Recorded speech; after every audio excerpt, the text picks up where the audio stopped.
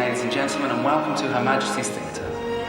Could you please start taking your seats, as this evening's performance is about to begin.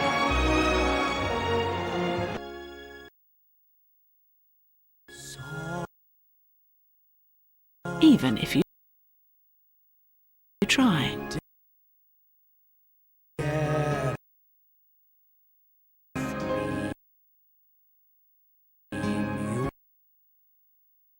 Music shall caress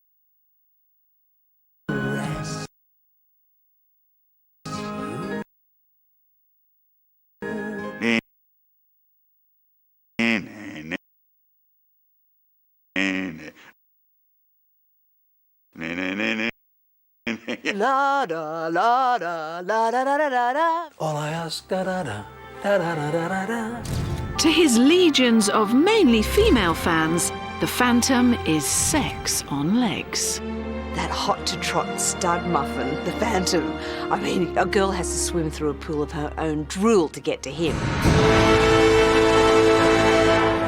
It's about the mask and the hat and the cloak that just makes you want to go, ooh. The Phantom of the Opera has been staged in hundreds of cities and seen by over 100 million people. It's taken £2 billion at the box office and clocked up more than 50 theatre awards.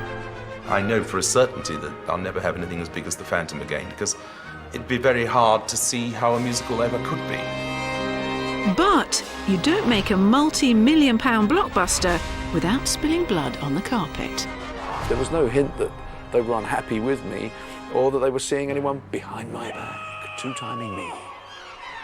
This show very nearly bit the dust. And it's just a pile of poo. I mean, it's just absolute. I want my money back. And had it not been for a real-life love affair, the story might never have been told at all. Andrew wanted to create a part which celebrated his love for Sarah Brightman and for her talent.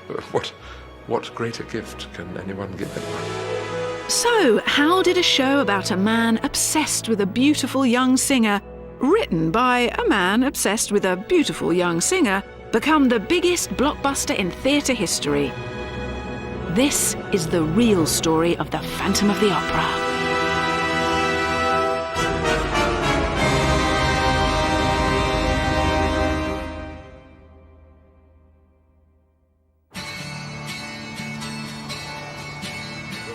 The year is 1986. The guerrilla war in Northern Ireland raged on. The police battled print unions at Wapping. England's team went out of the World Cup cursing Maradona's hand of God. Unemployment peaked at 3 million.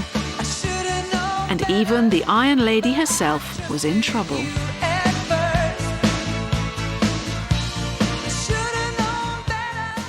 England at the time was the most gloomy, grey, grimy place.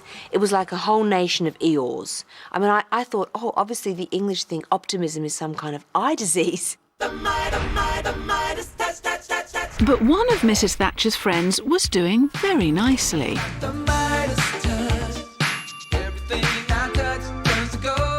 The musical maestro, Andrew Lloyd Webber.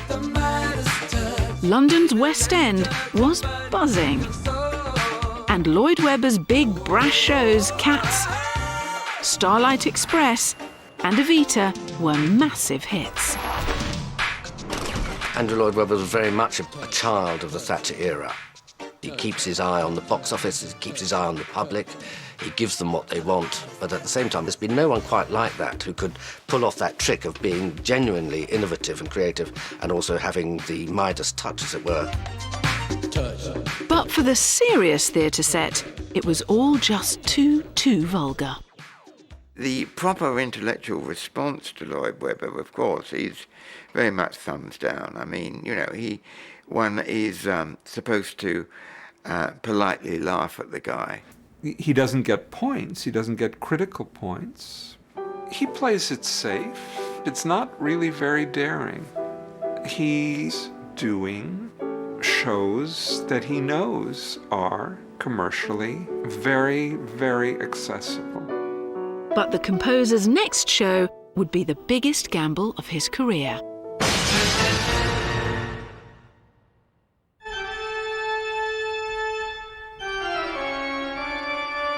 It all began when Lloyd Webber ventured into London's East End to see a new musical called Phantom of the Opera.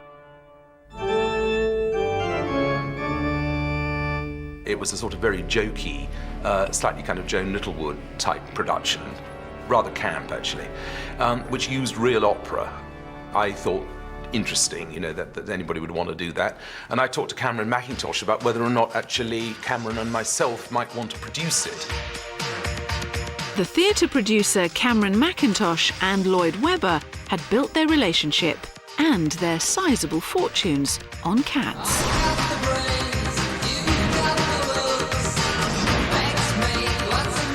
Together, could they turn Phantom into a lucrative West End hit? He said, what did I think about it as an idea for a musical? I went, sounds a terrific idea. I said, no, really good. But the idea remained on the back burner until a chance discovery a year later. I was in New York, and there was one of those book fairs going on, and I happened to just go through a bookstore. Everything was 50 cents, and I saw a copy of Gaston Leroux's The Phantom of the Opera. I wasn't doing anything that afternoon, and I thought, well, I'll just buy this book and read it. Gaston Leroux's Victorian potboiler had been turned into a Hollywood horror flick in 1925. The plot centres around a deformed opera house freak and his obsession for a young singer with a heavenly voice. And what I found was a very, very confused novel. Couldn't make up its mind whether or not it was a detective story, a horror story, but what I didn't realise was that it was also a love story, and that it was in fact high romance, kind of trying to get out. And I think something went doing in his brain, and he thought, that's perfect for Sarah.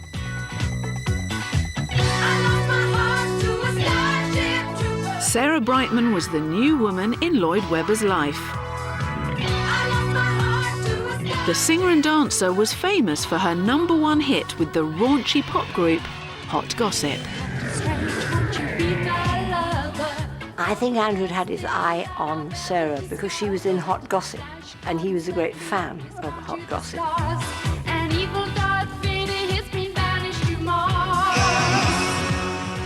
And then what compounded it was we got her into Cats, and she had to audition like everyone else, and she wouldn't have got in it just because he'd said, oh, well, I like that one, you know. But then there was this golden voice.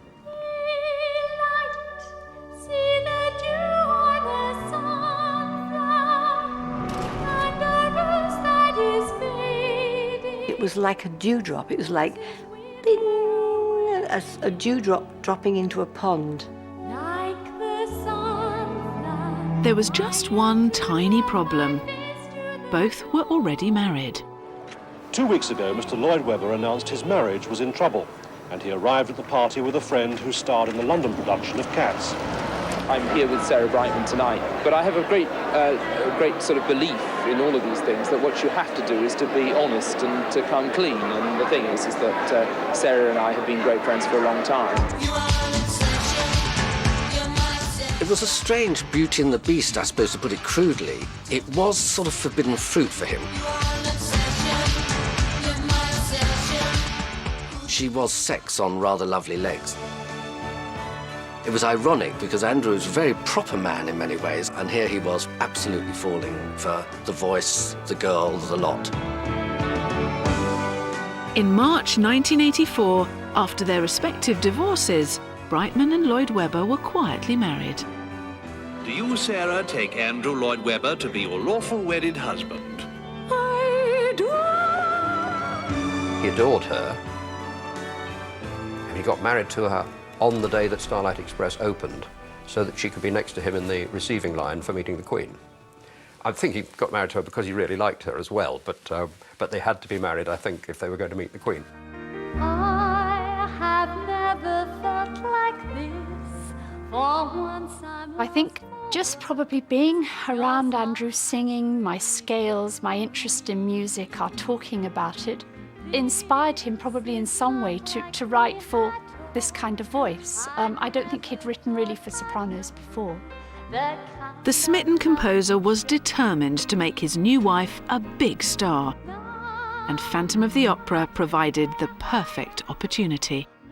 I just wanted to write a high romance.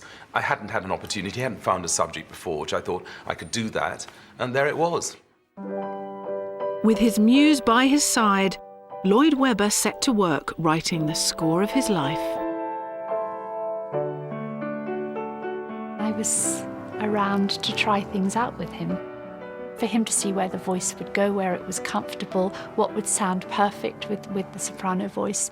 I mean, wishing you were somehow here again. I mean, that was so simple, that, you know. And that's, I mean, again, all I ask of you. I always like that tune because it's the only melody that I've ever written, and in fact the only melody I know which has got a major ninth in it. I love that. And you've got the opportunity to write the love duet of all time if you can. You know, that was what I set out to do.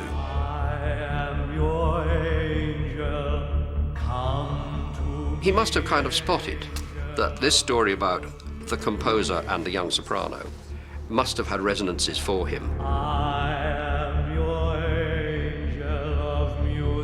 He was writing for the woman he absolutely loved, with a voice that was so right, and what Gaston Leroux imagined in his book.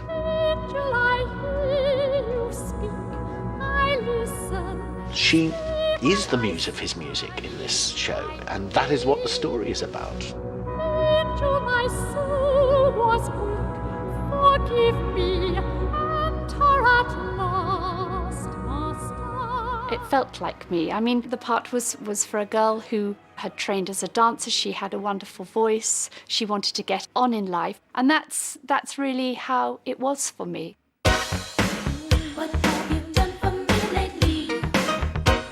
Lloyd Webber's attempt to boost his wife's career made them an easy target for ridicule. Everyone was gunning for her, and she'd really done nothing. It wasn't as though she had a track record. I have heard the charge of nepotism levelled at you because of Sarah, your wife. No, I think that, you see, somebody in my position, as you say, has got to be very, very careful. I have to honestly choose the best person who I think for a particular role. To give his show with his wife a fighting chance, Lloyd Webber turned to one of the giants of musical theatre. The more eyes you can lock within the orchestra, in the stalls, the more people you can get on the front row of it. Broadway director Hal Prince already had a catalogue of hit shows: Cabaret, West Side Story, Sweeney Todd, and Lloyd Webber's own Evita. I happened to run into Hal Prince at an evening drinks thing for the Tony Awards that I went to that night. And he said, I have an idea for a musical, I don't know. I said, what is it? And he said, Phantom of the Opera. And I said, do it. And he said, will you do it? And I said, yes, I'll do it. I'm sure. I don't usually do that. I'm usually a bit more cautious. This just seemed like the right idea. And the reason it seemed like the right idea to me and to him was that it was romantic, intensely romantic.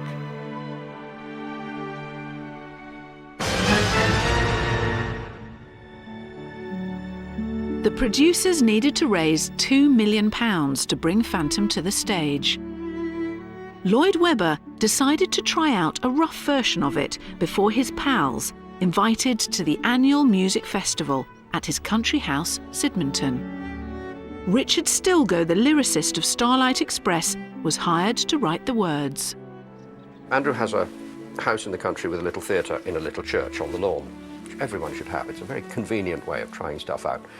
And we wrote the first act of Phantom, and then Andrew's idea is always that it's then tried out in front of a cross-section of the public, which is, of course, complete tosh. And I remember Andrew saying to me, well, I'll do a lousy impression of Andrew now. Well done, I think it'd be a good idea to get a few mates over the house and and see, get a reaction. So I said, who are you thinking of? And he said, well, Margaret Thatcher, Geoffrey Howe, David Frost, David Mellor, and he went on like this. And I said, well, what good will that do, Andrew? And he said, well, we'll find out what Joe Public thinks of it. All I see is how he used to be, a past and present now agree. Sarah played Christine, the role written for her.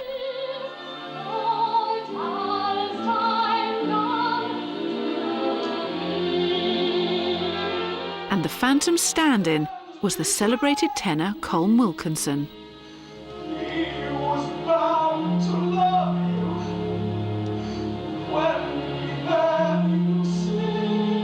I said, I do feel that Phantom doesn't have a solo song to sing in Act 1. We need to find something. Andrew added a song called Married Man at the end, with a tune that went dee-dum, da-dum, da-da-da-da-dee-da. And that became Music of the Night.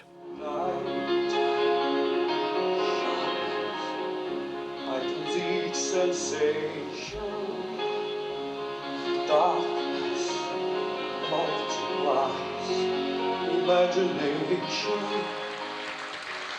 It was amazing to see the show actually come to life, but it wasn't brilliant. People said, yes, it's good. Yeah. Do you know where I can get a drink? The festival threw up what, as it normally does, what was right and what was wrong. And what was wrong, I think, was the slightly jokey approach to the whole thing. I refused to go to Sidmonton to see it. I don't want to do that. I looked at the tape and the audience was roaring from beginning to end, and I thought that's not what we want. That's not what I want. I didn't want anything camp.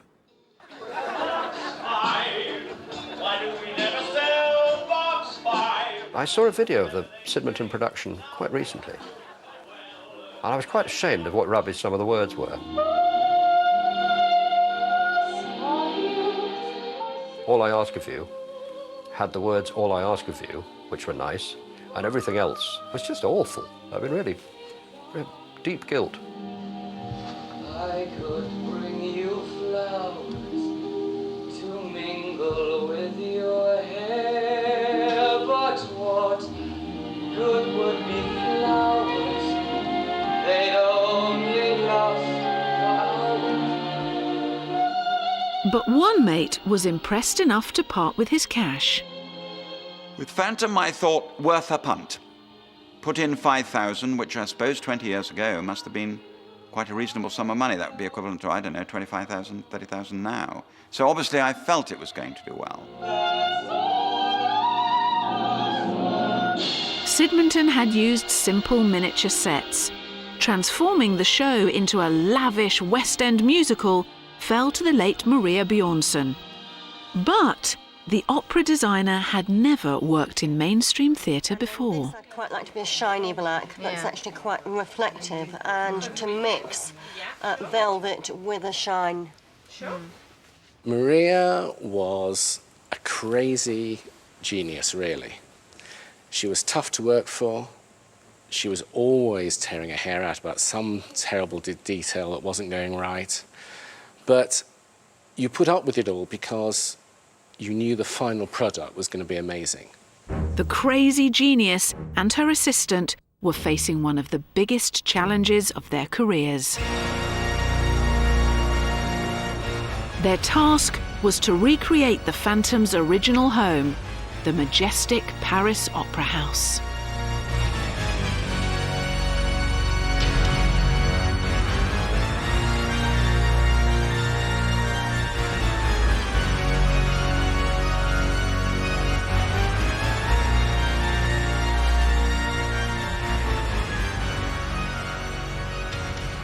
Maria and I came here in late November '85, and there was a sprinkling of snow outside.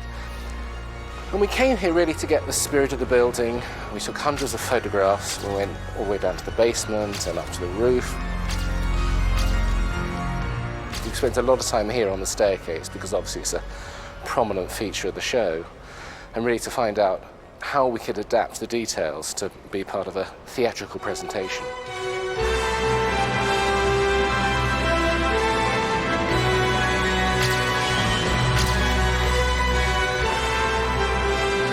A key feature of the show was to be a massive chandelier which would crash down over the heads of the audience.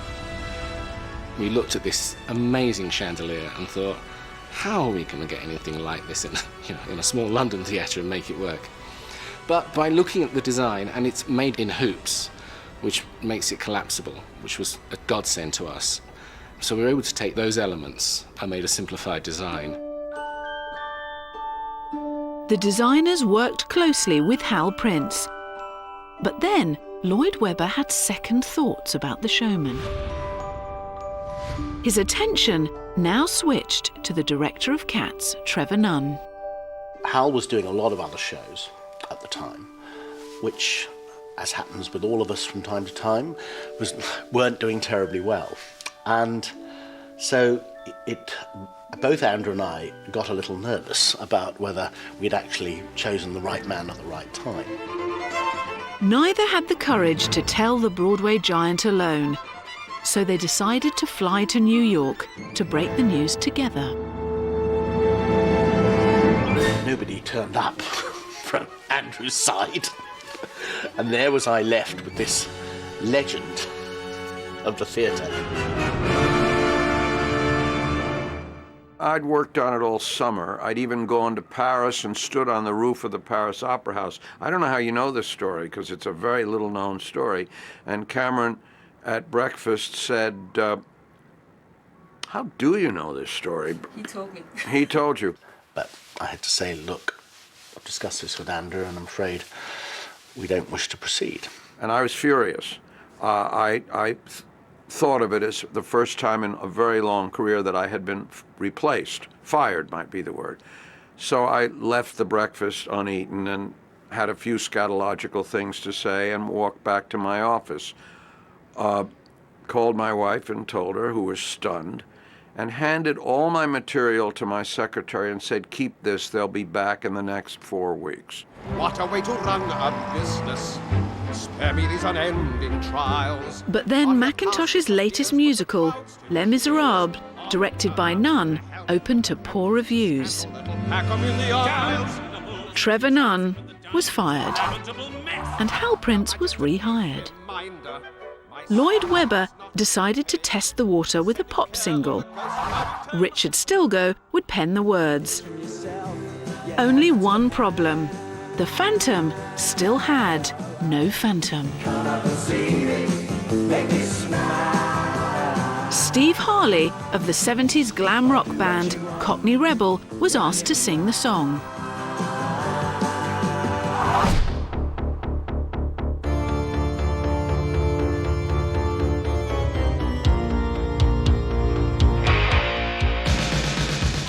I heard it and liked it, and I'd never done a duet. I knew Sarah could sing with an angelic soprano. I was quite happy to give it a crack, as it were.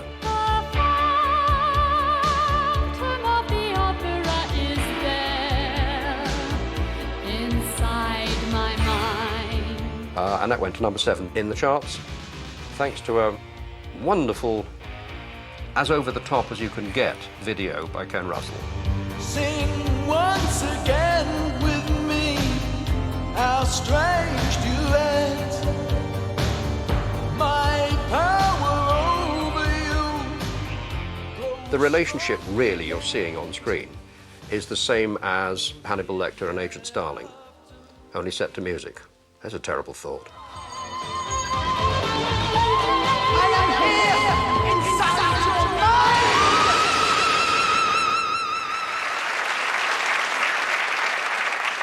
A fragrant nosegay from Phantom of the Opera. That was Sarah, And of course, Steve Sarah Harley. Brightman. Steve Harley Harley. of the Phantom. Used to be Cockney Rebel. That's right, an amazing turn-up for the books. Suddenly, Steve Harley was the favourite to play the Phantom on stage. If a theatre's found, Steve, do you think, will you be playing the male part? They won't tell me. They won't I tell really you. don't know. The boss said the other day on radio that I have an extraordinary chance. So So you're I'm on the living short with list, fingers then? and toes crossed. I do want to do it very much. It became an idea which got fixated on, which we were all talked to, about Steve playing it, because it was Sarah with Steve, pop hit, and wouldn't that be a good idea?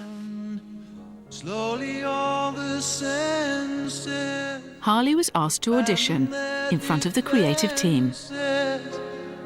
helpless to resist the notes I write, for I compose the music of the night.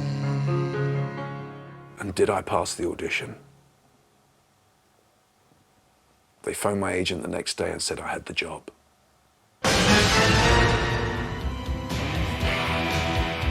Finally, they had their Phantom. But then another problem reared its head. The writer had writer's block. Richard's instinct is to be funny. I mean, he is very funny. And I think The Phantom of the Opera is not meant to be funny. And I think that was the difficulty. I was saying, OK, I'll go and write it again, writing it again, handing it in, like homework, really. And somebody said, no, that's not what we want. And I, at that point, really didn't know how to make it better. Then Mackintosh remembered a young, unemployed lyricist called Charles Hart that he'd met at an awards ceremony the year before. So I told Andrew about Charles, and I said, I think this guy's really good. And Andrew said, well, look, why don't I give you one of the tunes? You give it to him, but don't tell him I wrote it, and let's see what happens.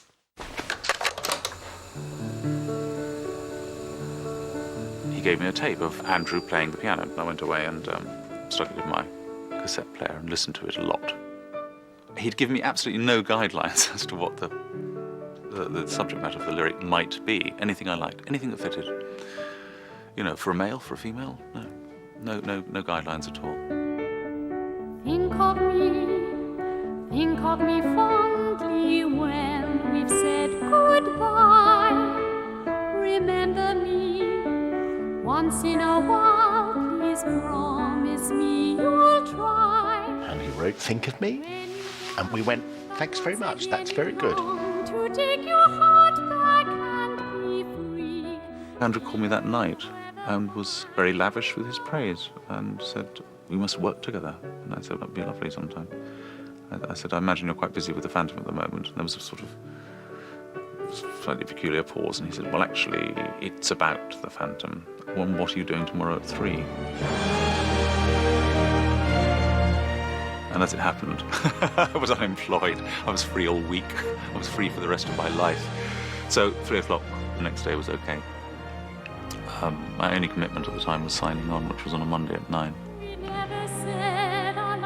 Now it was Stilgoe's turn to be given the elbow. Once again, Mackintosh was the hatchet man.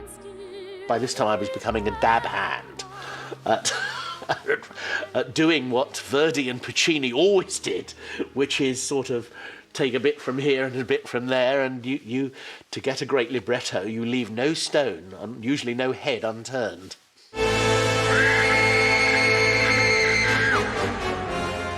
It was pretty frightening. Seeing your name in the press when you know you haven't written a word, libretto by, you know, I hadn't written any of it.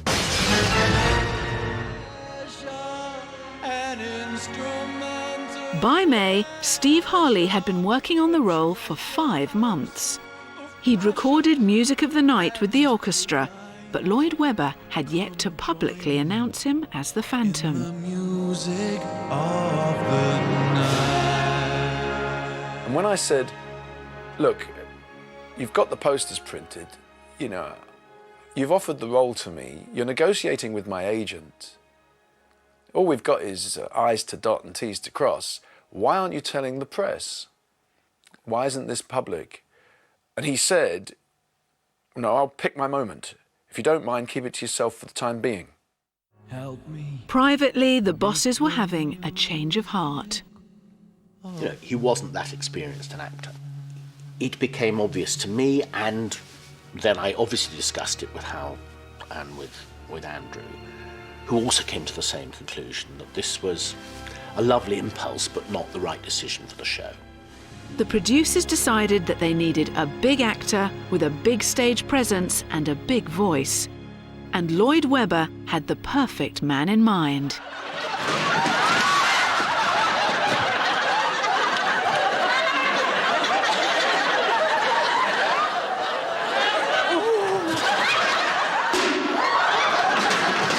Michael Crawford was well known for his TV comedy role as Frank Spencer in Some Mothers Do Have Them.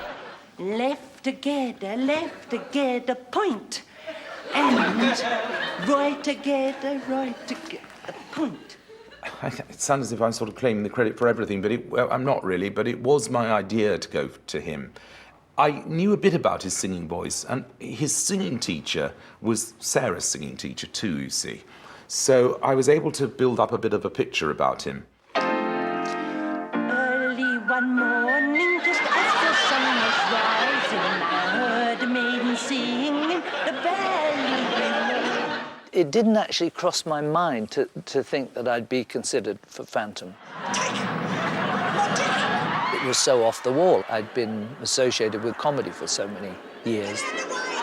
And then suddenly, out of the blue, Andrew contacted me to come in and see him. I've been articulated. And he played the overture.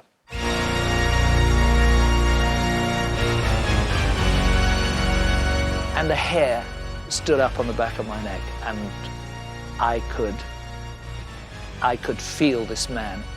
I could just feel him.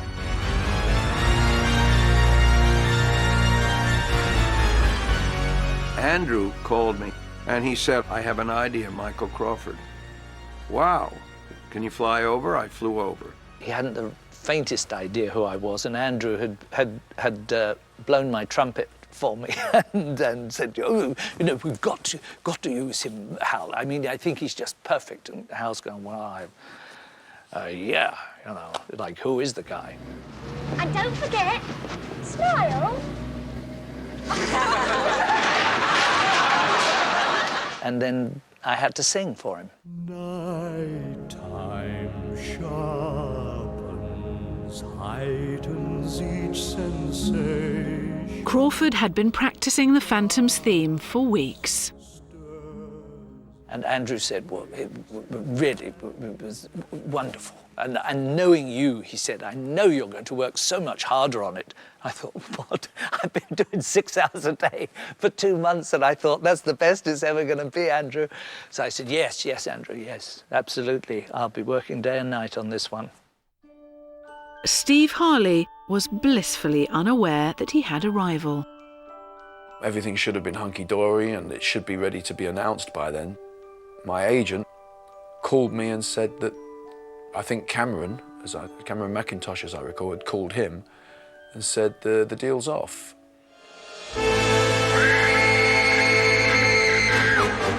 Harley was given £20,000 compensation, but no explanation. There was no hint that they were unhappy with me or that they were seeing anyone behind my back, two-timing me. 2 weeks after Harley was sacked, the actor known to everyone as Frank Spencer was announced as the Phantom.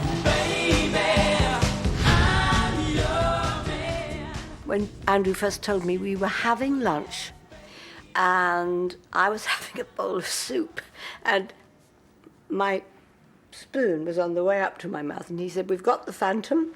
And I said, who is it? He said, Michael Crawford. And that spoon never got to my mouth. I went, Michael Crawford. Ooh.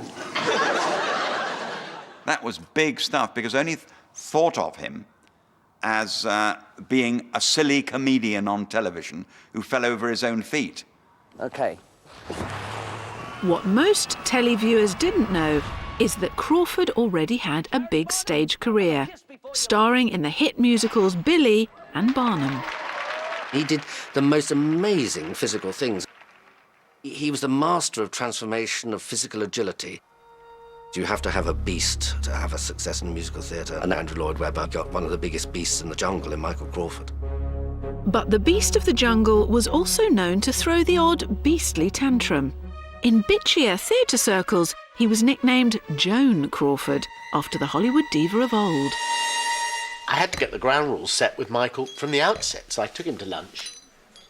And I said to him, I think you're wonderful. You're going to be wonderful in this, Michael, but I just want you to know that this is never going to be a star vehicle. If I could sing it, I'd be in it. And you have to know that now, or you're going to be miserable, and we're going to have terrible rows. Well, for an afternoon he was miserable. He went out, nearly broke his foot kicking the bollard outside the Neal Street restaurant where I told him. The Phantom was the last link in the chain. Auditions for the other parts had been going on for 3 months, with cues like a pop idol casting. I'd done auditions before, but it was something about this one.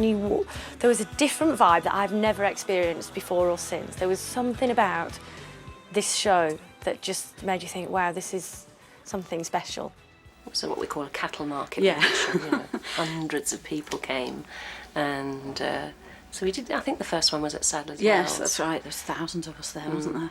And then gradually we got called back to sing about 6 times, I think. Yeah. One actor was hoping to get the part of the stagehand, Bouquet. Please, monsieur, don't look at me. As God's my witness, I was not at my post. And I was shaking like a leaf. I really was shaking like a leaf. Eventually, we lined up. And they said, you, step forward. We've been told, you are the core member of the Phantom of the Opera. But the Phantom had yet to look like the Phantom. Making Crawford look grotesque, yet sympathetic to the audience, was the task facing the makeup artist, famed for his work on the film The Elephant Man. So this is the room where I do the modelling and sculpture and the design, really. And this is where Michael would sit and I'd be working on him. I came up with this arrangement here, which is cunningly designed to cause the minimum interference to his singing at the same time as producing some sort of sympathy. By lifting this upper lip here, it tends to give him something to try and pull down against, so you've got a bit of a conflict going on there.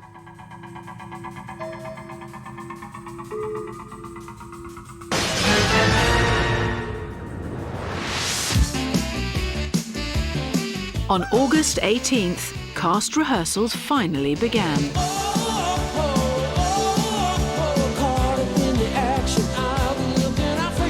Over the next 2 months, this world-class collection of talent and clashing egos would strive to bring Phantom to life.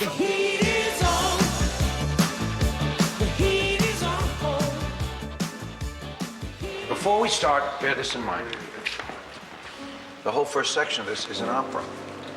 Yeah. And what we haven't quite found yet is that conventional, stereotypical Victorian opera behavior. It was down to Hal Prince to coax the best performances out of his 2 stars. What you want to do is, let's be brave.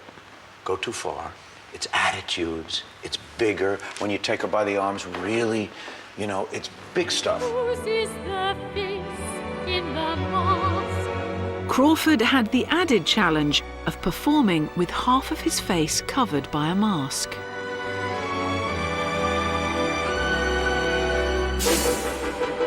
Damn you! You little prying Pandora! You little demon! Is this what you wanted to see? I didn't feel the man as a monster. This man loved. He had deep, deep emotion. Fear can turn to love. You'll learn to see, to find the man behind the monster. This repulsive carcass. She sees his face. We don't, the audience doesn't, but she sees what's behind that mask early in the evening. She recoils, wouldn't we all? But then she does something very sensitive. Oh, Christine. And that's the moment when I think he falls in love with her.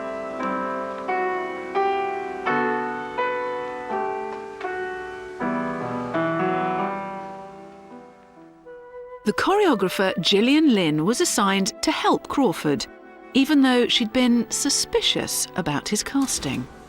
The Phantom is deeply into sex. This is something that Michael Crawford understood so wonderfully. If you don't get from the Phantom the fact that he is this ambitious, cruel man who was thwarted because he was born ugly and maimed, but he's powerful. And through his music, he knows how to get into that little girl's mind. Close your eyes, start a journey through a strange new world. Leave all thoughts of the world you knew before.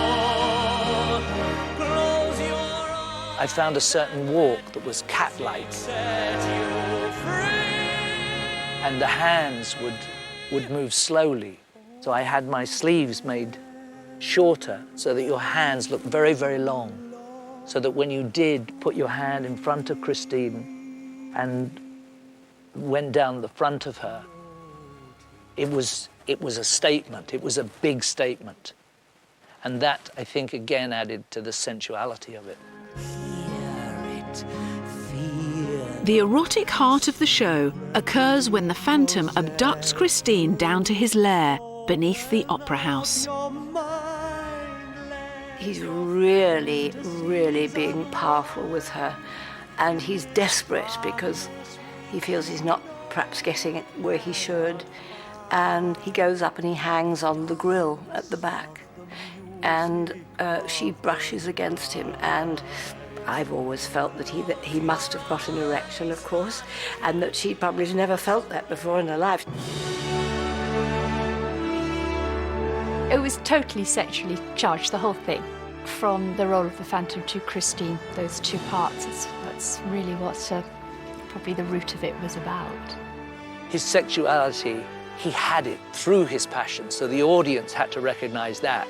It's no good me coming out there and going, hey. I mean, wouldn't work at all. You alone can make my song take flight. Again, it's still too brutal. Really dig in on all that strange, erotic... The rehearsals chugged along. Then the company got together for its first run-through. Until now, few had seen Crawford and Sarah at work.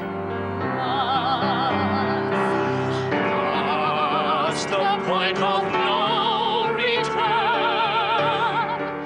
the final threshold, the bridge is crossed, so stand and watch it burn. And usually there's a sort of rush for the door to get to the canteen or to the pub, whichever, however bad the run-through's been. And nobody moved. Nobody said a word. It was just absolute silence in the room.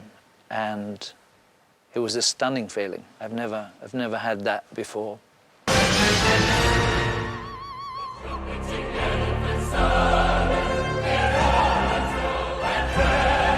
The race was now on to get the production ready for its opening, including the 200 costumes that Maria Bjornsson had designed for the show.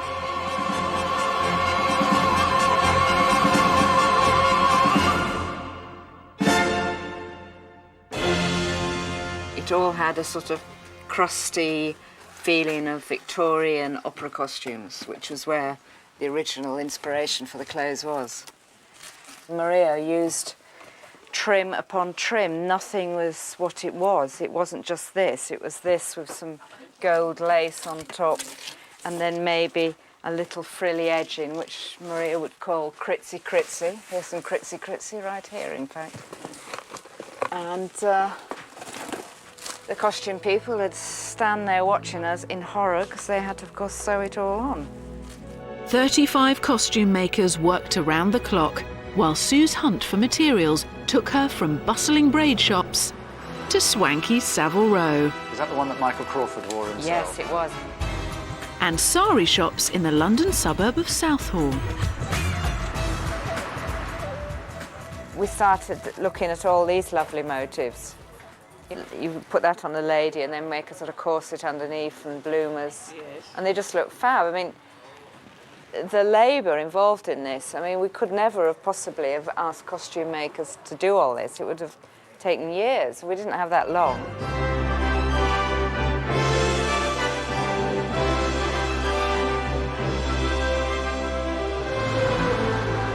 Time, or lack of it, was also worrying the crew, installing the show at Her Majesty's Theatre in the West End. But one person wasn't happy about the choice of venue. He was nervous. He felt a bit jinxed about going into Her Majesty's Theatre because he'd had his only flop in there, Jeeves. He used to pace around saying, "I'm real scared." The pressure was on, and soon the cracks began to show. Lloyd Webber didn't like the way his cherished score was being played. It was time for another hiring and firing. Enter a new musical director, Michael Reed.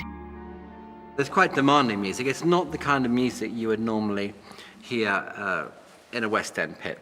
Make me laugh, ha ha, ha ha ha ha ha. So you've got this style, but right next to it you have Andrew's inimitable style. And then you get the... And there's so many different styles of music.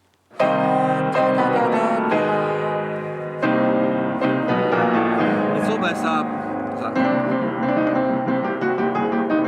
with that kind of sort of Victorian melodrama, which is so wonderful, and and as soon as you hear that, you immediately picture, you know it's a phantom. But for the orchestra, the different styles were very hard to play. Amongst violinists, everybody knows this solo because it's sort of notoriously difficult. And it starts off like this.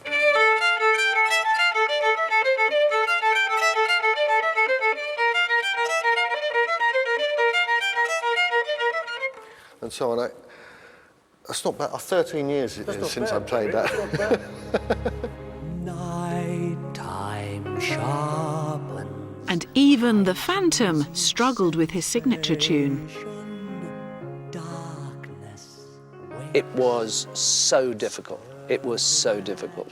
Just to take transitions so that you could make sounds that the audience felt were coming from deep inside him, so that you didn't sing slowly, gently. It wasn't going to be like that. It was going to be something that sounded at the depths, that came from the depths of his soul. He is a perfectionist, and a perfectionist is a word he would hate to have to say in his Phantom makeup. He didn't like the letter P very much.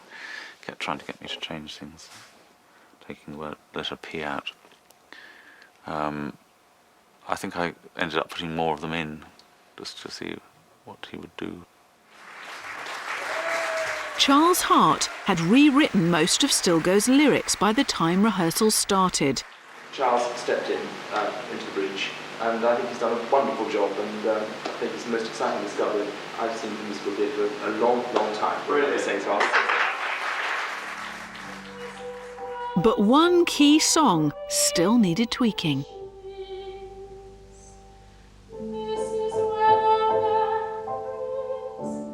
During rehearsals, Sarah sang, "This is where the story finishes, this is where the memories end," and it did sound a little bit like "This is where the memories end." And at the time she was holding a scarf, and it made, so the lyrics were changed. Now I'm not saying that's because it looked like, anything else, but the day after it became "Wishing you were somehow here again, wishing you were somehow near," and it stuck.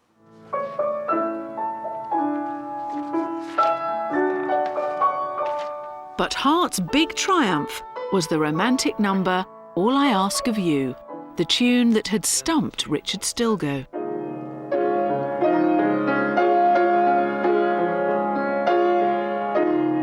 Now, with Hart's lyrics, Lloyd Webber spotted another opportunity to plug the show.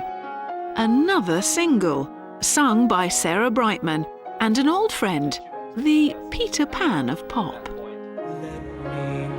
Your freedom, let daylight dry your tears. I'm here with you, beside you, to guard you and to guide you. The minute I heard, all I ask, da da da, da da da da da da, I thought, I could almost sing the melody the minute he had sung the line.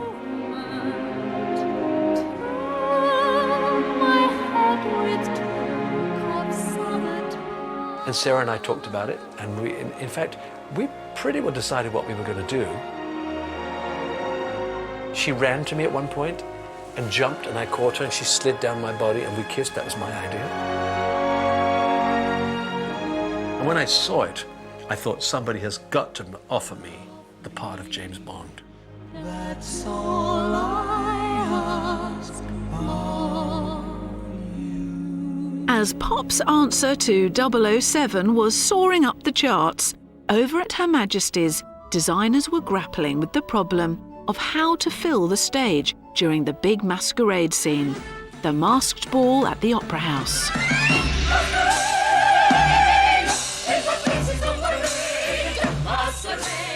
The masquerade scene really calls for an awful lot of people. We knew we didn't have hundreds of people, so Maria thought of using dummies.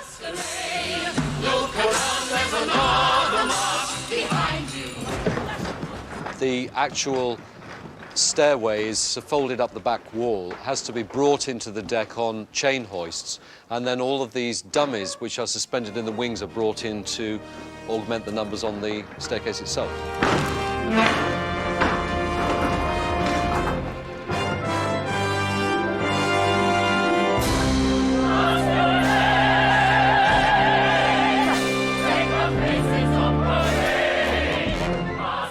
I knew the only way we'd get away with the dummies was if I made the real people talk to them and flirt with them, so that in the end, you, as an audience, you're thinking, hold on, are they there or aren't they?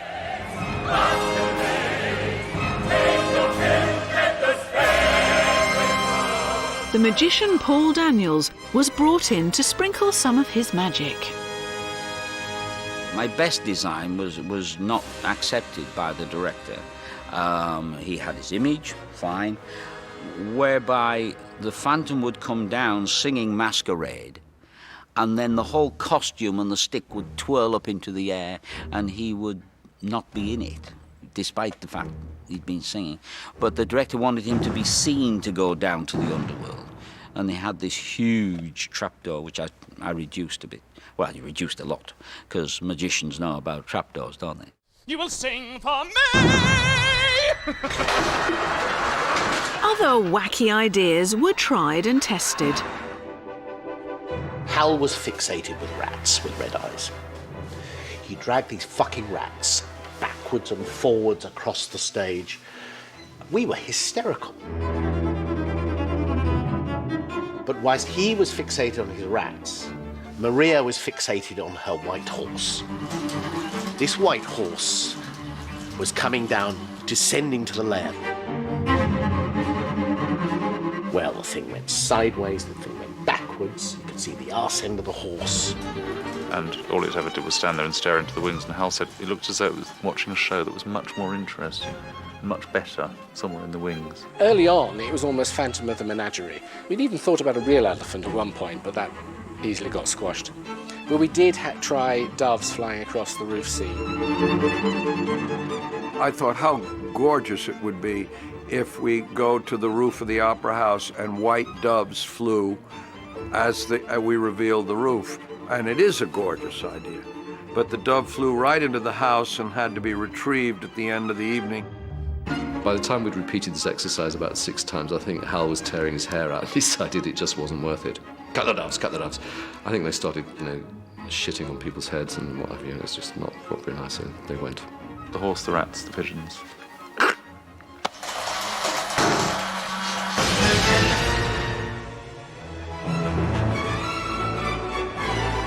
On the 30th of September, previews began. The public's first opportunity to see the show before its official opening. all eyes were on the other star attraction, the massive chandelier, which had taken weeks to build. Not surprisingly, the local council wasn't that keen to let it fall over the heads of the audience. I was always incredibly nervous because you thought, well, if they end up saying, no, you can't have this, you actually haven't got a show. It really wasn't until the first preview, which the authorities allowed us to do, and they saw the show, and we all sat beneath it as it came down.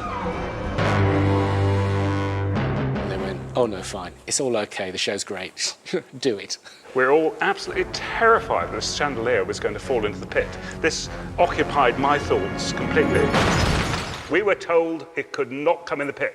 Categorically, it couldn't come into the pit.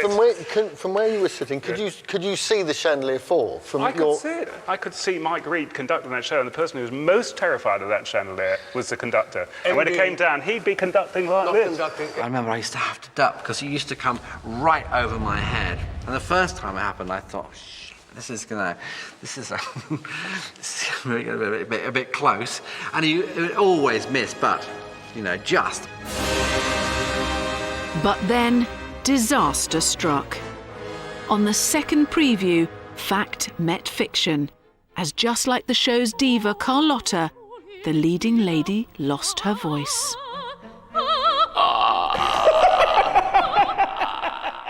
Sarah got sick.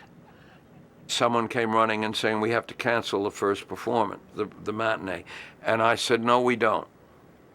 Let's not. I don't want to do that. Put Claire on. Sarah's understudy and alternate was Claire Moore. And I'd had no rehearsal. I didn't even have any costumes or a wig, so I had to squash. I remember there was a little review and it said Claire Moore had to squeeze herself into Sarah Brightman's pint-sized costumes. Not to mention I had to dance in them and I had to be able to breathe. So on all counts, it was a bit of a challenge. I remember standing in the wings and the announcement, ladies and gentlemen, due to the indisposition of Sarah Brightman, and the rumble started in the theatre and I'm standing in the wings and my knees knocking. The role of Christine will be played by Claire Moore, and there was just this, horror sound.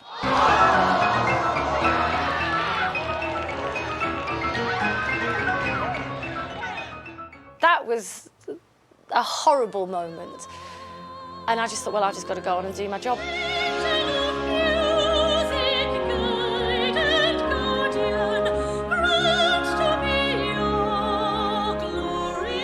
This fantastic voice came out. We hadn't heard a thing. She was a fabulous Christine.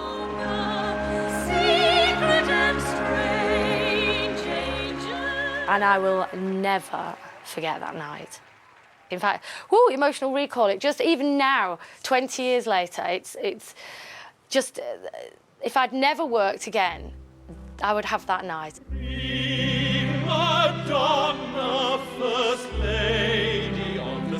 The following night, Sarah was back on stage. Sarah came back early. Yeah. Who knows why? Miraculous recovery. Think of how they all adore you. The other star clocked in every day after lunch to begin the laborious process of getting ready for the evening show. The more it built, the more it appeared, the more you felt the character emerging. By about 7 o'clock, I'd be all ready and done and dusted. I like to be on my own. I like to get the costume on and just think about the man, keep calm. The outside world didn't exist, and I took it quite seriously.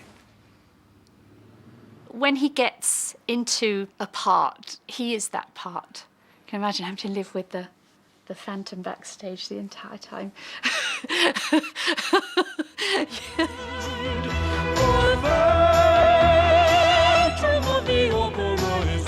It took over 2 hours to get the Phantom ready for his big entrance, which comes in the lair scene in the first act.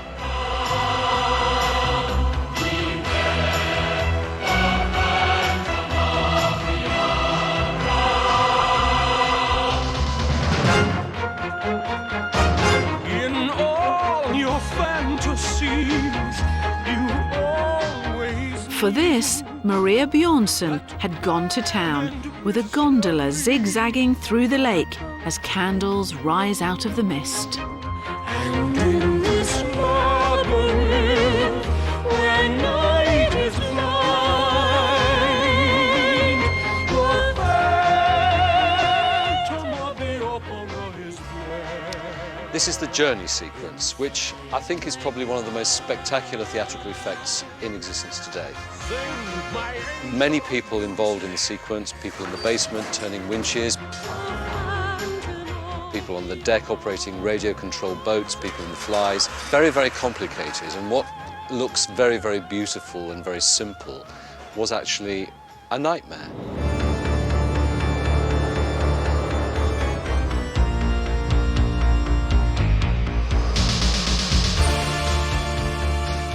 There's huge amounts of dry ice in that production, massive amounts. And again, you would have thought this was something which would be consistent. One night there'd be a little dribble of this smoke coming off the stage. And then at the end of Act 1 on some nights, we couldn't even see the music. I'm not joking, you couldn't even see your hands. We'd be clouded around and you'd be wiping the front of the instrument and it'd be covered. But the worst culprit was the radio-controlled boat. The boat did originally go astray because unfortunately it was run on the same frequency that the local fire brigade had. So consequently every time a fire engine went anywhere near the theatre, the boat would then take it into its own head to go off in a different direction. As we came round the corner, the audience applauded. It was a magnificent sight when the smoke is everywhere, the candles come up out the ground. I mean, the audience went crazy. And we go straight off the other side. We're gone. And you can't move it, you've got to wait for this man to bring us back on again. So we came back on again, backwards. And you have to look as though you're in control with the pole. But I mean, you're absolutely doing nothing with this pole. But I knew what I wanted to do with the pole, but I can't. And we'd be sitting in the boat, sing once again with me, and I'm thinking, the boat isn't moving, what do we do? Oh, we'll get out and we'll paddle. And then the nights when the boat would carry on going on stage, and we'd be halfway over the orchestra pit, and we'd both be sort of edging towards the back of the boat, counterbalancing it, and then thinking, how do we get off? Because if we get off, and he'd be saying, don't get off, don't get off. I got out the boat, picked Christine up and put her down, and then dragged this boat into position. For the first time, I go to the organ and I start Music of the Night. And by the time I get there, it's 2.5 tons worth. And I'm going, nighttime sharpens, heightens each, because you can't breathe. I'd lost all my breath. It was so ridiculous, all these things that everybody thought were so wonderful and magical and all likely to go completely tits up at any second, you know. And tits up they went, repeatedly. The production crew was beginning to panic. When a show first moves into a theatre, Cameron McIntosh always supplies the company manager with a few cases of champagne. During the previews, things were going so badly, night after night, we were having technical disasters. It got to the point where we would be so miserable about how badly the show had gone during previews that we would sit there and we would drink a bottle or two of champagne before we went home.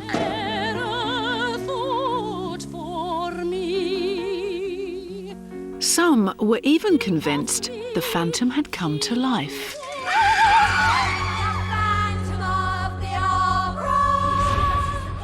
It would all be working perfectly and the company would be back on stage, and the moment they turned a switch, something would foul up and something would go wrong, and they kept saying, God, this Phantom doesn't want this thing to happen. And as the problems piled up, Crawford became more like his alter ego. He was so into what he was doing and so committed to it. He couldn't put up with mistakes. You would be told, oh, Michael wants to see you in his dressing room after the show. And we always dreaded that. Insolent boy, this flame of passion. He was very, very loud, very, very loud. when he was angry. The whole theatre could hear it sometimes. The far end of his dressing room, there was this huge mirror, and he would be framed with his back to this mirror, still wearing the makeup. So not only were you talking to Michael Crawford, but you were talking to Michael Crawford with the makeup. Damn you little prying Pandora! He was a perfectionist and was always getting on at me about the dancers being too loud in the wings and chatting, and I can see their white tutus, I know it's them. And I said, no, Michael, it's not, it's the flies, it's the guys in the fly floor, it's not us. We did, we always used to get the blame for that, didn't we? Curse you! We would all pile out into the corridor and collapse, and we'd end up going upstairs, and that's when we'd open another bottle of champagne.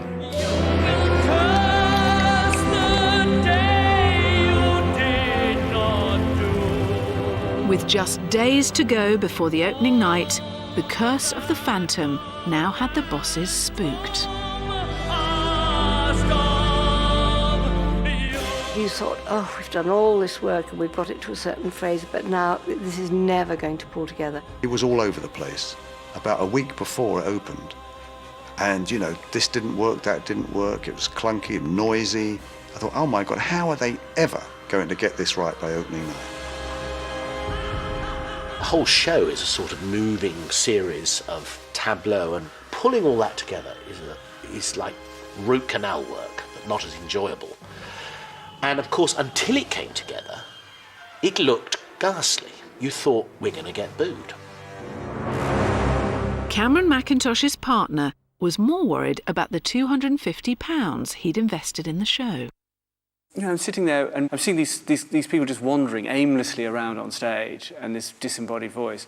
And I thought, well, we've got Hal Prince, we've got Andrew Lloyd Webber, we've got Cameron Mackintosh, we've got Gillian Lynn with Maria Bjornsson, and it's just a pile of poo. I mean, it's just absolute. I want my money back. Can I have it back now? What a way to run a business. Spare me these unending trials. 2 previews were cancelled thanks to all the technical problems, and the composer could no longer disguise his fraying nerves. When you're getting very close to the wire, he does get very, very jittery and can get very black moods, and everything's wrong. It's all a disaster. It should never have happened, and that person has to go. He was nervous, but I think he's quite antsy anyway when it comes to showtime. He'll frequently threaten to call the production off. Lloyd Webber was staring failure in the face. His fortune and his reputation were on the line, and much more. Say you'll share with me one love, one lifetime. He'd stacked everything on making this show for Sarah, and it's very few times that a writer will put his own heart and love on the table. How could it not be complicated emotionally? And him caring that she had a huge success.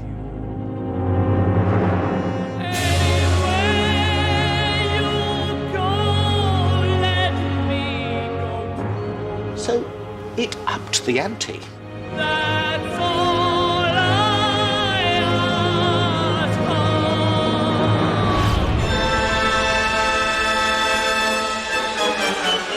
The musical maestro went into meltdown.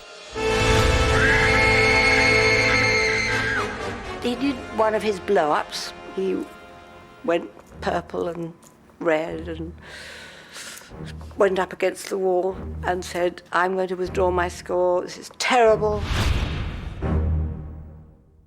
I'm had enough of this. I'm going to take my score. No, that's it. So he leant over to pick up the scores. And of course, they're really heavy, because you think that each act has about 200 or more pages of music in. Picked up the score and couldn't carry them. They were so heavy. And the pressure was also piling up on his wife. Unlike Crawford, who only appears for 40 minutes, Sarah would be on stage for almost the entire show, all the time knowing that the knives were out. Sarah knew that people were wanting her to fail as well. You know, everyone kept saying, oh, she's just a dancer. It was a huge thing, and she'd also got the fact that the press were not against her, but they didn't think she could do it. I knew I was right for the part. I auditioned for it. So, I mean, I can't say that it didn't bother me, because I'd be a very cold person to say. But what could I do? I mean, it was there and people were saying those things. Now, even the composer was getting anxious about his wife's performance. Sarah was singing, "Wishing you were somehow here again." Wishing you were somehow here again. And he went, "No, no, no, this has got to raise the roof," and sort of shouted that. And I don't know who he was shouting at, really. And we went, "Oh, God." Wishing I could hear your voice again. Knowing that I used to sit beside Andrew in the stalls, and at that point, he would say to me, "You can't hear Sarah. Michael's very loud." And I would have to grab him by the leg as he legged it up the aisle, pulling Michael's fader down a little bit, and then pushing up Christine. And so I worked up very many ways of distracting him.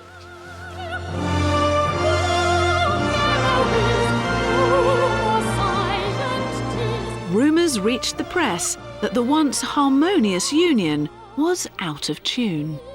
The press heard the marriage was not in a very stable situation.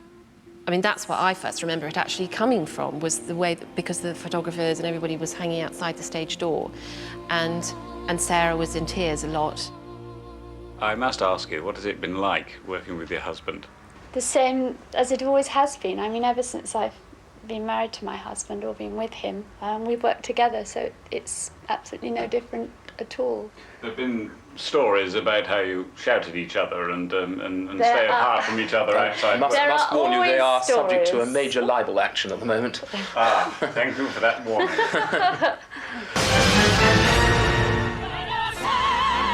The show was teetering on the verge of disaster. Then the veteran director showed his mettle. Oops. All right, hold it a minute, please. Now, what is the cue to bring this elephant out? Because it's too late. I'm a paranoid director. If you look at your watch, as I do at other people's shows, that's a dangerous thing. If you start to talk, and God knows if you nod off, it's dangerous. Some scenes simply had to go. Yes.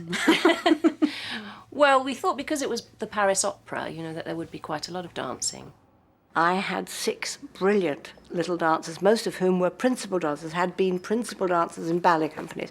So they were quite sure of themselves, you know, and at the last minute, they made me cut a sort of lovely, swoopy thing that I had to cut. And my dancers were so upset. And we were all so furious. And I remember I got my point shoes and went threw them across flying the room. across and you said something like, you know, we're all ballerinas here, you know, here we are doing stuff for corps de ballet. And it was, we were just sort of doing little poses here. So we were quite upset. All right, can we go on?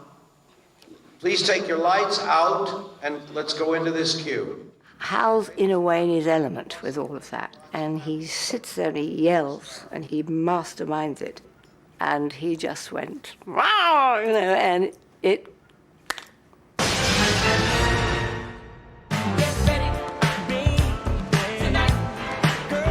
The previews were over. The show was about to open. On the 8th of October, Princess Diana turned up to a special gala performance, which did nothing to calm the producer's nerves. We were paralysed drunk on the opening night. I can't remember which bar we went into.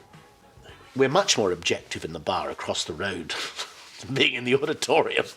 I wasn't on stage, so past me, I mean, it was horrible, really. And, you know, of course, that was the night that I wanted Sarah to trip up on the way downstairs before her first entrance. I would have paid good money for it.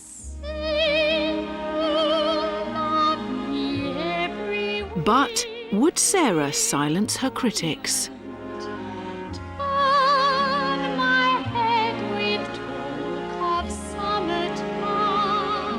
The amazing thing was how good she was. I mean, by any standard you wanted to measure her. And the standards that were being applied to her were probably inhumanly unkind. Love me, that's all I ask of you. Something happened that night. Everything just started to click. We felt, oh, maybe we're going to be okay. And the show went through the roof. You could just sense the electricity in the air. We knew that we'd crossed that barrier. We've passed the point. But the biggest shock was the man known as Frank Spencer.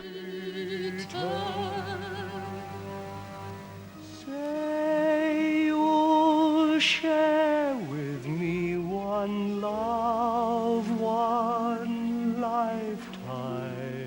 My heart was saying to me, he can't do this, he doesn't do this, he's, ooh, Betty. Me from my solitude. And then he sang, and I thought, he's got a good voice. Of course, a lot of us went to sit and see if Michael could sing. And we were shocked. He was damn good.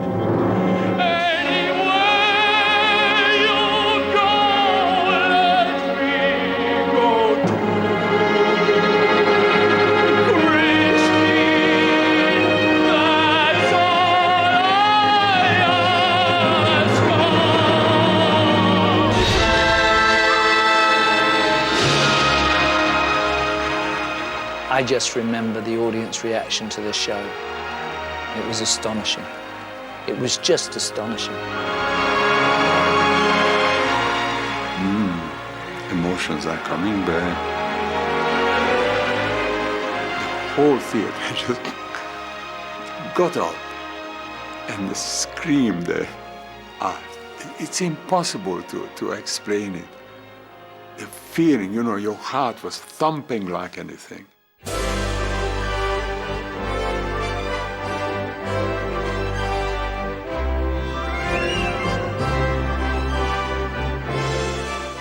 Then the reviews started to come in the next morning.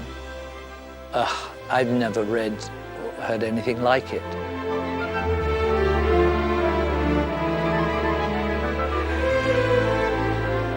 I spent more time in tears that day after all the years you've been acting, that you were reading such things about a show that you were in was the most thrilling morning of my life. But not everyone was impressed. I saw it with an old friend, an actress. In the interval, she said, "He's no good, you would have been so much better." And I said, "Stop it, don't be bitchy. He's brilliant." It took me a while to get used to his very choir boy singing voice, whereas I was singing it much more soulfully, no question. But Andrew likes it a bit, here are the dots, follow them. I would have bent the rules somewhat, there's no question. I would be, I'm more Sinatra than Maria Callas. Despite the odd detractor, the show many thought would never happen hit bullseye.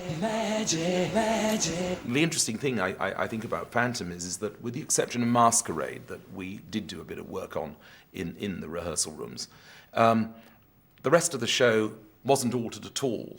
And it's the only musical I've been involved with where the first preview of the musical was exactly the same as the opening night. By the end of 1986, Thatcher's Britain was finally hitting its stride. Yuppies flashed their cash. City boys were making a killing. There was a new appetite for sex, glamour, and escapism. And Phantom caught the mood. Tickets for the show are so hard to get that there have been incidents at this theater that resemble the kinds of scrambles you see at rock concerts. I remember going in on a Sunday and finding people sleeping on that return line for the next night's performance in sleeping bags and chairs and with mugs of coffee and thermoses and stuff. And I thought it was quite extraordinary. It cleaned up in a sense. It reached all sorts of audiences now. The rock pop kind of audience was now supplemented by Middle England, you know, was suddenly really fantastically turned on by the story.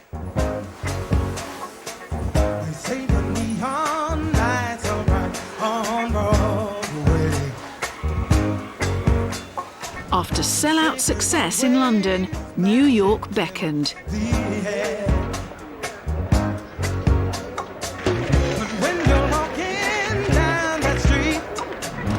On the 26th of January 1988, it was the Big Apple's turn to be gripped by Phantomania.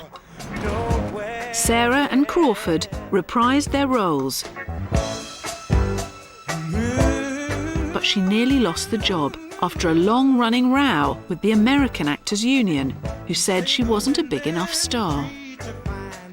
I thought she was marvelous, and she did a great job here, and she got as just as big an ovation as Michael did. She certainly was the best Christine Daae that we've had. But other critics didn't agree. She wouldn't have had that part were she not married to the composer. She's not all that attractive. Her voice, I don't think, is an attractive voice. It's kind of thin with very little support. But she was okay. She was fine. And no one was unaware of why she was there. I'm an artist at the end of the day, and regardless of critics or whatever goes on in all of that rubbish land, you know, it's one person reads it one day and it's gone the next. I've learnt in time is really not to take any of those things too seriously. But it didn't matter what the critics said. Phantom was critic-proof. I thought it was outstanding. I was moved to tears at times. I think the whole thing was stupendous. It was the most fantastic thing I've ever seen. In your whole life? Yes, yes. And Crawford was the Broadway sensation. Michael Crawford, the Phantom, remains modest about his status as Broadway's newest superstar. I don't look at life that way. I don't think of it. I mean, as you can see from my dressing gown, I don't consider myself to be a major star. One night, as I walked across to Christine, a mobile phone went off. And they were quite rare then. And this woman answered the phone. She answered, she's in the front row and she answers the phone. And I'm very hard to remember lines. I mean, I have to concentrate so hard. And I'm going 9 times. Hello? Yes, I'm here. He's singing right now. Listen to this. I heard this. And then she points the phone up at the stage. My knees are gone, let's put it that way. Suddenly, the actor once known as the hapless Frank Spencer became an unlikely sex symbol. Should I get a kiss on the cheek?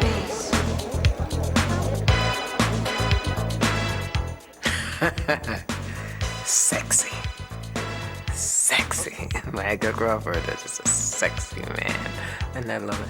Whenever he is on stage, the audience, he was just a sexy man. We had one lady, bless her, and she would come in costume occasionally and always sit in the same seat if she possibly could and wear different coloured contact lenses because she felt that had an effect on Michael's performance. And who's to say it didn't? I think it was the character. Why? Sorry, Michael, I think it was the character. But it wasn't just Michael Crawford. The Opera House Ghost has generated a worldwide fan movement. People, well, just women really, flock to see it, time and time again. 97, 245, 280 tonight. 50. We're on such a high when we come out of here. Yeah. It's just like nothing. Yeah. Nothing We never you've come out feeling experienced. sad. No, never. Always we come out looking forward to our next time. We just can't wait to go again and again. He may not get the girl on stage, but to his fans, he's the ultimate male totty. It's a tragedy to me because she doesn't go off with him and she goes off with Raoul, whatever his name is. I mean, imagine waiting for a man. She sort of gets rescued by a knight in shining Armani. You know, he's tall, dark and bankable, big deal. I mean, really, he's just a lazy aristocrat. Whereas the Phantom he's an architect, he's a musician, he's a magician. I mean, I think she made a really bad call. Ladies and gentlemen, warm welcome, Michael Crawford. Crawford has gone on to have a top-flight cabaret and concert career. Phantom completely changed my life. It was the most wonderful thing that ever happened to me. The power of the music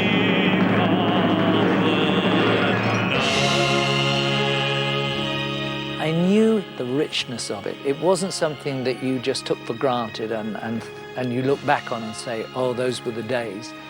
I knew they were the days when I was doing it.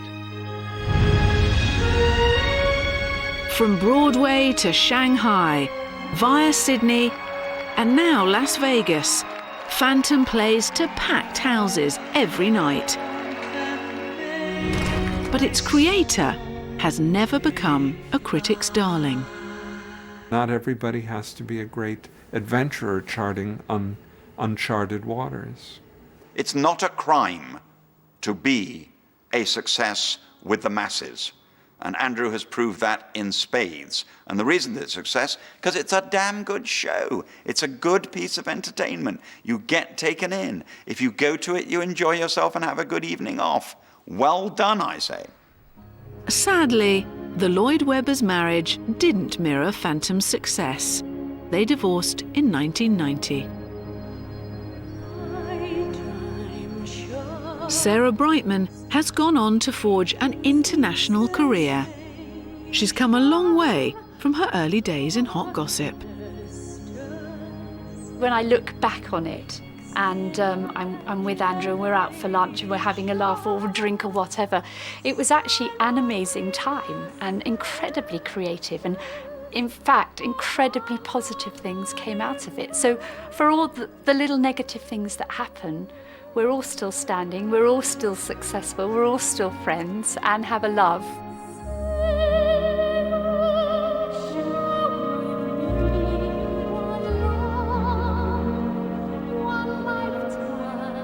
I know for a certainty that I'll never have anything as big as The Phantom again, because it'd be very hard to see how a musical ever could be.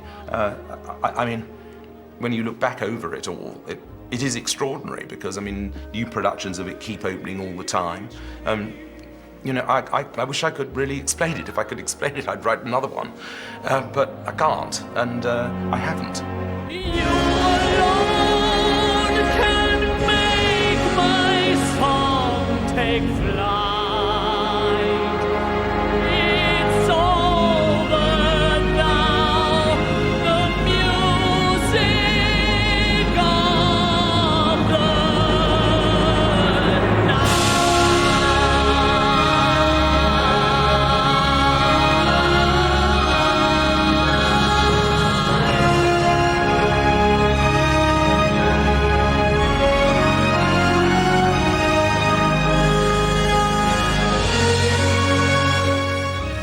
Well, it's a hard act to follow, but the grumpy old women will bring us down to earth next here on BBC2. There's more fantasy on BBC3 with Torchwood.